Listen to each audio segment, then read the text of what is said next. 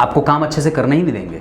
कुछ इसी तरीके से आज के कार्यक्रम का समापन करते हैं। तब तक के लिए इजाज़त दीजिए। कल एक बार फिर से उपस्थित होंगे आप सबके सामने गर्मी के बीच और पसीने से लथपथ होकर के। तब तक के लिए बिहार सरकार को बहुत बहुत नमस्कार।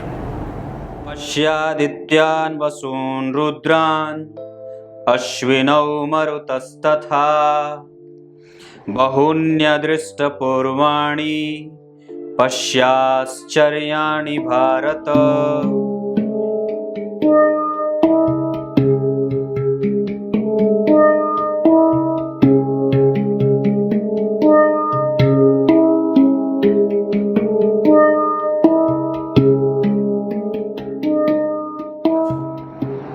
नमस्कार, एक बार फिर से उपस्थित हूँ आप सबके सामने सोमवार के बाद मंगलवार के कार्यक्रम में।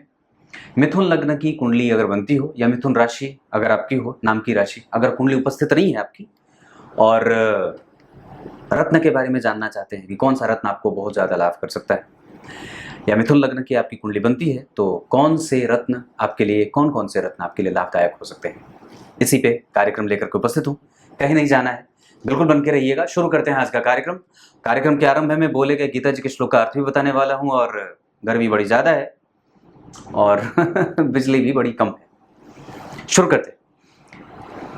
यहाँ मैंने इसके एक अलग प्लेलिस्ट बना रखे हैं, आप अगर चाहें तो उसको देख सकते हैं। वहाँ जाइएगा आप प्लेलिस्ट में, तो विभिन्न रत्नों, विभिन्न राशि और विभिन्न लग्नों के हिसाब से रत्न के अलग प्लेलिस्ट बने हुए। यहाँ मैंने मिथुन राशि या मिथुन लग्न आप कह सकते हैं, मिथुन लग्न की कुंडली बनाई है, जहाँ सबसे पहले आपको ये विचार करने की आवश्यकता होगी कि आपके लिए ऐसा कौन सा रत्न है जो सबसे ज़्यादा, मतलब प्रायोरिटी के बेसिस पे ऐसा कौन सा रत्न है जो आपको सबसे ज़्यादा लाभदायक आपके लिए हो सकता है।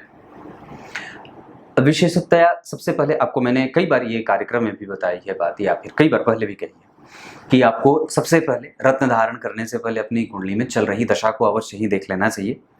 और दूसरी बात कि वो ग्रह जिसका आप रत्न धारण करने जा रहे हैं, जैसे मान लीजिए मिथुन लग्न की कुंडली बनती है तो आप बुध का रत्न कहेंगे पहनने के लिए, तो उस पे पैसे खर्च करने से पहले आपको बहुत मूलतया हो सके तो उसका जो उपरत्न होता है पेरिडॉट, उसे कुछ दिन धारण करके देख लेना चाहिए, क्योंकि रत्न जो है वो वस्तुतः तो थोड़े महंगे मिलते ही हैं, और रत्न और पत्थर में अंतर होता है। रत्न रत्न होता है और पत्थर पत्थर होता है। इस वजह से जो जैसे उसके विधि बनाए गए हैं धारण करने के, या जिस चीज़ में, जिस धातु में उसको जड़ित करके पहनाना है या पहनना है, उसमें ही उसको धारण करना चाहिए, तभी उसका लाभ मिलता है। साथ ही साथ उसमें एक बात और भी आवश्यक है कि आपको ये जरूर देख लेना चाहिए कि आप सिर्फ रत्न ही पहन रहे हैं या फिर कुछ मंत्र वगैरह भी उसके पढ़ रहे हैं, या फिर उसके देवता या उसके अधिपति की पूजा भी कर रहे हैं, बिना उसके भी उसको बल नहीं मिलता है। तो मैं यहाँ पे हूँ कि अगर आप सबसे पहले अपने दशा को देखिए कि आपकी कुंडली में कौन से ग्रह की दशा चल रही है।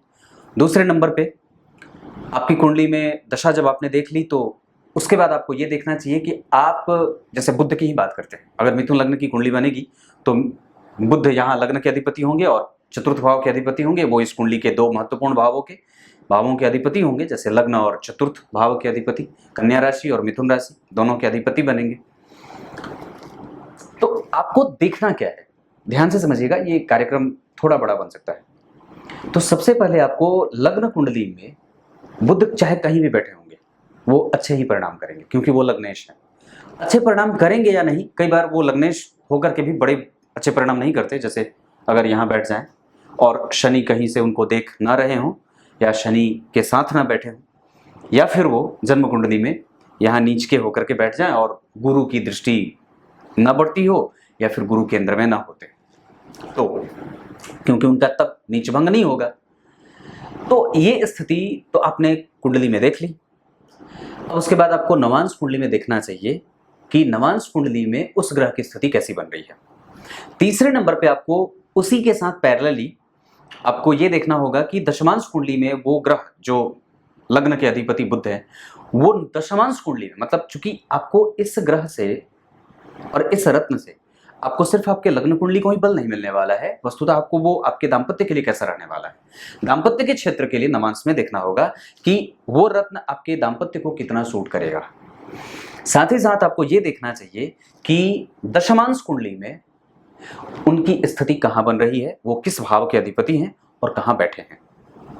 इसके अतिरिक्त आपको D7 चार्ट देख लेना चाहिए।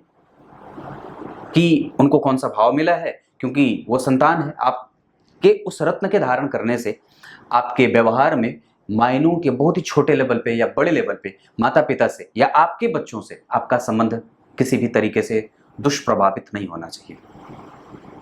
ये 3-4 चीजें बहुत ही मूलतः आवश्यक होती हैं। बाकी की चीजें तो ठीक है, स्वास्थ्य वगैरह भी देख लेना होगा। तो आपको निश्चित रूप से वहां पे कई बार जिस स्थिति में है वहां पे आपको जाकर के D27 चार्ट भी देख लेना चाहिए कि वहां पे ग्रह को कैसा बल मिल रहा है। अगर आप ये सब देखना नहीं जानते हैं तो कम से कम लग्न कुंडली नवांश और दशमांश तो अवश्य ही देख लीजिए कि वहां पे वो कौन से भाव में बैठे हैं और किस भाव के अधिपति बने हैं। इतनी सारी चीजें देखने के बाद आपको तब जाकर के एक रत्न, बुध का रत्न पन्ना बनेगा और आप उसको, जो उसकी धारण करने की विधि है बुधवार को, वो तो उस पर कभी कार्यक्रम बना दूंगा कि विभिन्न रत्नों के धारण करने की विधि क्या है, वो एक अलग सीरीज बनेगी। तो आपने सबसे पहले, चूंकि लग्नेश हमारे लिए बड़े ही उपयोगी सिद्ध होते हैं, उनका रत्न हमारे लिए बड़ा उपयोगी सिद्ध होता है, तो इस वजह से आपने वो रत्न धारण कर लिया। दूसरे नंबर पे इस मिथुन लग्न की कुंडली के लिए कौन सा रत्न बन सकता है। अब इसमें से हमें चुनना चाहिए कि हमें आखिर वस्तुतः दूसरे नंबर पे किस ग्रह के बारे में सोचना चाहिए कि हमें कौन सा ग्रह जो है वो या कौन सा रत्न हमारे लिए लाभदायक हो सकता है। वहां पे आपको ये बुध के बारे में मैंने यहाँ बताया कि यहाँ पे अगर बुध बैठे हो और गुरु की स्तुति न बनती हो केंद्र में, या गुरु अगर उन्हें न देखते हो तो थोड़ा सावधान होना पड़ेगा, हालांकि फिर भी आपको वो नुकसान नहीं करेगा। दूसरे नंबर पे जो रत्न यहाँ पे आपको सबसे ज्यादा लाभ कर सकता है, मतलब कैटेगरी के हिसाब से, अगर आपको 10 नंबर अब मैं बुध को दूंगा, अगर रत्न के मामले में बुध के रत्न को दूंगा, पन्ना या पेरिडॉट, लेकिन सबसे पहले मैं आपको कहूंगा कि आप पन्ना पहन के देखने से पहले आपको पेरिडॉट पे विचार कर लेना चाहिए, जिसको चांदी में जड़ाया जाता है। दूसरे नंबर पे जो रत्न बने वो सूर्य का रत्न बन सकता है। विचार करिए क्यों? क्योंकि अगर सूर्य आपकी कुंडली में, उनकी नीच की राशि कहां बनेगी? सूर्य तुला राशि में नीच के होते हैं पंचम भाव में, जो मूलतः यहीं के अधिपति होते हैं। 5 नंबर यहीं लिखा होता है कालपुरुष की कुंडली में। तो अगर वो जन्म कुंडली में यहां बैठे भी होंगे तो भी थोड़े बहुत प्रतिकूलता के साथ अनुकूल तो कुछ दे ही देंगे, क्योंकि उनका यहां बैठना भी बड़ा अच्छा माना जाएगा, खराब नहीं होगा। क्योंकि अगर सूर्य यहां नीच के होंगे तो कमजोर परिणाम ज्यादा करेंगे बनिस्पत अगर वो यहां नीच के बैठेंगे, है कि नहीं बात? अगर यहां वो नीच के बैठेंगे तो थोड़े मजबूती उनके पास थोड़े से मिलने के आसार हैं, यहां से ज्यादा। यहां मजबूती कम मिलेगी, यहां मजबूती ज्यादा मिलेगी, यहां मजबूती कम मिलेगी, यहां मजबूती ज्यादा मिलेगी। इस वजह से तो एक चीज जो आप छोड़ रहे थे वो ये छोड़ रहे थे कि मिथुन लग्न की कुंडली में दूसरे नंबर पे कौन से रत्न के बारे में विचार किया जा सकता है। अगर सूर्य की दशा चल रही हो, या सूर्य की दशा आने वाली हो, या फिर आपकी कुंडली में सूर्य उच्च के होकर के बैठे हों, या फिर आपकी कुंडली में सूर्य दिग्बली होकर के यहां बैठे हों, या यहां बैठे हों, या यहां बैठे हों, या यहां बैठे हों, धन भाव में भी खराब नहीं होगा, शुभ ग्रह की राशि में यहां बैठे हों तब तो बहुत अच्छा। यहां बैठे हों, यहां भी बैठे हों, यहां भी बैठे हों, यहां भी बैठे हों, यहां भी बैठे हों, कहीं भी बैठे, तो दूसरे नंबर पे सूर्य का रत्न आपको लाभ कर सकता है, मतलब रूबी यानी कि माणिक्य। आप दूसरे नंबर पे सूर्य के रत्न माणिक्य के बारे में विचार कर लीजिए, जो रविवार को पहना जाता है सोने में। अब इसके और भी तर्क हो सकते हैं, जैसे सूर्य का रत्न अगर आप पहनेंगे तो आपको लाभ क्या होगा। पर उसके पहले कि मैं ये बताऊं कि सूर्य का रत्न पहनने से आपको लाभ क्या होगा, मुझे बुध के बारे में जानना होगा या बुध के बारे में बताना होगा। तो बुध से यश, कीर्ति, मान, सम्मान, सुख, सौख्य, संतान और समस्त चीजें, चूंकि वो लग्न का अधिपति है और वो आपकी कुंडली का मालिक भी है, तो इसका मतलब ये होता है कि आपके लिए बहुत सारी चीजें दे सकते हैं। और अगर वो लग्न के साथ साथ नवांश और दशमांश के भी बड़े अच्छे मालिक बनते हैं, अच्छे भाव में बैठे हैं, तो और भी ज्यादा ये श्रेष्ठ बात होगी। तीसरे नंबर पे बताने से पहले अब सूर्य के बारे में विचार करें कि अगर सूर्य का रत्न अपने माणिक्य पहना है तो सबसे पहले आपका कम्युनिकेशन बढ़िया होगा, क्योंकि वो उसके अधिपति है। आपके साथ अगर अष्टम भाव में भी सूर्य बैठे रहेंगे तो वहां पे थोड़े से असहयोग की स्थिति बनेगी, वो जो है वो आपके कुटुंबजनों के साथ थोड़े से मतभेद की स्थिति में लेके जाएंगे। पर फिर भी मैं समझता हूं कि आपका पराक्रम बल बढ़ेगा। अगर उनके साथ कोई कानूनी दांव पेच आप खेल रहे होंगे अपने कुटुंबजनों के साथ, तो इसमें सूर्य का रत्न आपको लाभ कर सकता है। कोई पेट से संबंधित कोई जुड़ी समस्या है तो आपको लाभ मिल सकता है। सूर्य का रत्न अगर अष्टम भाव में, क्योंकि यहाँ पे हम बार बार विचार करते हैं कि यहाँ पे बैठा रहेगा, कई बार लोग कहते हैं कि अगर अष्टम भाव में, 12वें भाव में या फिर छठे भाव में बैठे हैं तो क्या उसका रत्न पहनना चाहिए। मैं आपको इसी मामले में यहीं पे इसलिए बता रहा हूं क्योंकि कई बार हम यहाँ पे ये सोचेंगे कि यहाँ पे बैठा है तो क्या मुझे नहीं पहनना चाहिए। आप यहाँ पहन सकते हैं। अगर पेट की समस्या आपके साथ कुछ हो रही है और आपके पास किसी भी तरीके का बाह्य कर्ज नहीं है तो, या कर्ज में भी आप पीड़ित हैं तो। लेकिन दूसरे नंबर पे अगर यहां पे आपके पास सूर्य अगर अष्टम भाव में बैठेंगे तो यहां से आपको कई तरीके से धन लाभ के संकेत भी दिलवा देंगे, मतलब वो वहां से आपको धन के लाभ भी दिखा सकते हैं। 12वें भाव में भी बैठेंगे तो कमजोर नहीं होंगे, क्योंकि वहां पे उनका तत्व तो अलग हो जाएगा, क्योंकि अग्नि तत्व का ग्रह सूर्य और भूमि तत्व की राशि में बैठे तो वहां पे व्यय पे आपको नियंत्रण रखना होगा। मतलब हो सकता है कि अब व्यय का मतलब सिर्फ धन का व्यय नहीं होता, व्यय का मतलब आपके ऊर्जा का व्यय होता है, व्यय का मतलब आपके रिश्तों का व्यय होता है, आपके संबंधियों का व्यय होता है, पिता के स्वास्थ्य का व्यय होता है। व्यय का मतलब आपके ऊर्जा के साथ साथ आपकी महत्वाकांक्षा जो आपने पाल रखी है और स्वाभिमान जो आपके पास आपका श्रृंगार बना हुआ है उसका व्यय होता है। तो अगर इस पे आप नियंत्रण स्थापित कर सकते हैं तो निस्संदेह वहां पे भी पहन सकते हैं, पर थोड़ी बहुत शर्तों के साथ, ऐसे अचानक अनायास नहीं। लेकिन ऐसा नहीं है कि आप अगर अष्टम भाव में आपकी कुंडली में सूर्य बैठे होंगे तो आप यहाँ पे नहीं पहन सकते, पहन सकते हैं, परंतु स्थिति थोड़ी देखने की आवश्यकता जरूर होगी, क्योंकि वहां पे आपको नवमांश में भी देख लेना चाहिए कि वो किस भाव के अधिपति बनेंगे और कहाँ पे बैठे हैं। और वो इस बात पे निर्भर करेगी बात कि सूर्य की डिग्री कैसी है, सूर्य की डिग्री कैसी है और वो किस राशि में बैठे हैं, मतलब विषम संख्या में या सम संख्या में। ये बात यहां तक लागू होती। यानी कि दूसरे नंबर पे मिथुन लग्न की कुंडली के लिए जो ग्रह बनेगा और जो रत्न बने वो सूर्य का रत्न माणिक्य होगा। तीसरे नंबर पे जो रत्न बने, मैंने पहले नंबर पे बुध का बताया, दूसरे नंबर पे सूर्य का रत्न माणिक्य, और तीसरे नंबर पे आपके लिए विचारणीय हो सकता है अगर आप धारण करना चाहते हैं तो मोती, क्योंकि वो धन भाव के अधिपति होते हैं और उनकी नीच राशि कहां बनती है, जन्म कुंडली के रोग भाव में। छठे भाव में भी अगर चंद्रमा बैठेंगे तो आपको 1 लाख जरूर अवश्य दे देते हैं, कुछ मिले ना मिले आपको साहसी तो अवश्य ही बना देंगे, या आपके बल की वृद्धि करने वाले हो जाएंगे और आपको साहसी बना देंगे, और साथ ही साथ आपको और आपकी माता के स्वास्थ्य में लाभ भी देने वाले बन जाएंगे।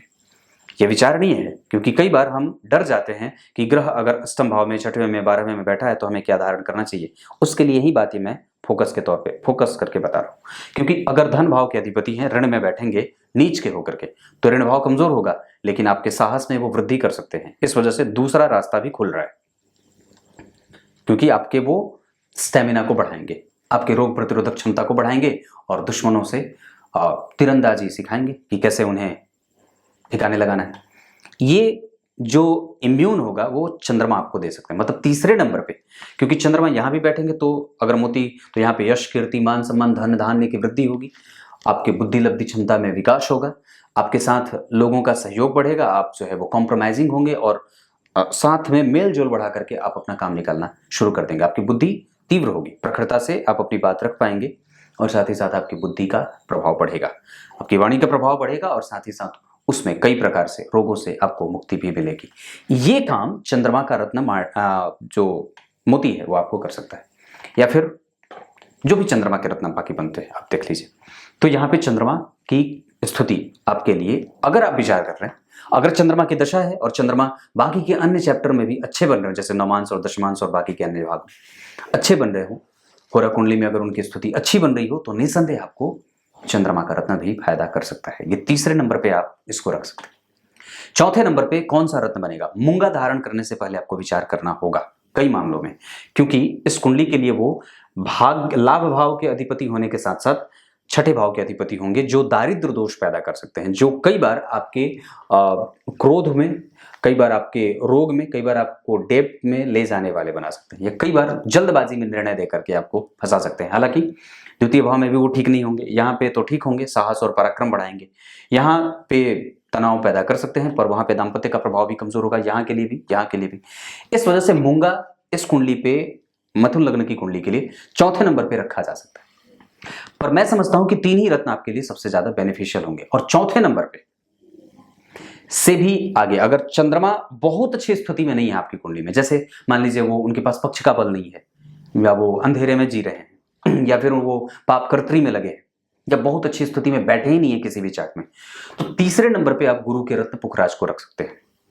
गुरु के रत्न पुखराज को रख सकते हैं क्योंकि वो दशम और सप्तम के अधिपति तो अवश्य होते हैं, लेकिन वो जन्म कुंडली में अगर यहां बैठे होंगे तो थोड़ी बहुत परेशानी को हटाने के बाद देने वाले हो सकते हैं यहां पे, मतलब अगर वो अष्टम भाव में बैठे होंगे तो। लेकिन अगर वहीं शनि भी बैठे हों उनके आसपास ही आगे पीछे, या तो यहां या तो यहां या यहीं बैठे हों या यहीं बैठे हों, तो भी आप गुरु का रत्न पुखराज धारण कर सकते हैं। मतलब चौथे नंबर पे मूंगा से ज्यादा बढ़िया मिथुन लग्न की कुंडली के लिए सबसे पहले बुध का रत्न पन्ना, दूसरे नंबर पे माणिक्य, तीसरे नंबर पे मोती और चौथे नंबर पे पुखराज बन सकता है, या टोपाज भी पहले आजमाया जा सकता है। ये 4 रत्न मिथुन लग्न की कुंडली के लिए बड़े ही बेनिफिशियल हो सकते हैं। इसके अतिरिक्त अगर किसी भी तरीके से स्वास्थ्य से संबंधित समस्या है तो आपको चिचिड़े का जड़ भी आपको अपनी दाहिनी भुजा में धारण करना चाहिए, या कई बार जिसे आपामार्ग भी बोला जाता है, आपामार्ग भी बोला जाता है, या कई बार अगर ना हो सके तो आप कपास का जड़ भी अपनी दाहिनी भुजा पे धारण कर सकते हैं। ये रविवार को धारण करना होता है। इतनी सारी चीजें जहां पे अगर मैं एक चीज और भी बताऊं तो एक बात कि अगर कुंडली के प्रत्येक चैप्टर में कोई भी ये ग्रह अगर ठीक प्रत्येक पल बन रहे हैं, जैसे मान लीजिए अगर मैंने सूर्य के बारे में ही बात करी या मिथुन लग्न के लिए अगर बुध के बारे में ही बात करी, और बुध अगर मान लीजिए यहाँ पे नीच के बैठे हो, नवांश कुंडली में उच्च के हो जाते हो, दशमांश कुंडली में और भी बढ़िया लग्न के अधिपति होकर के लग्न में बैठ जाते हो, तो बुध के अतिरिक्त आपको किसी भी रत्न को पहनने की आवश्यकता मैं महसूस नहीं करता। कई बार हम बहुत सारे रत्न धारण कर देते हैं, इस वजह से हम कई बार बिल्कुल ही पसोपेश में पड़ जाते हैं कि हमें वास्तव में इतने रत्नों की आवश्यकता है या सिर्फ एक ही काफी है। तो हमें बहुत सारे रत्नों को धारण करने से ज्यादा इस बात पे विचार करना चाहिए कि जीवन रत्न कौन सा बनेगा, जो जिसको मैं अगर धारण, मैं जीवन रत्न की बात कर रहा हूं, ऐसे सिर्फ इसकी बात नहीं कि आप ये भी धारण करें, ये भी धारण करें, ये भी धारण करें, ऐसा मैं नहीं बोल रहा।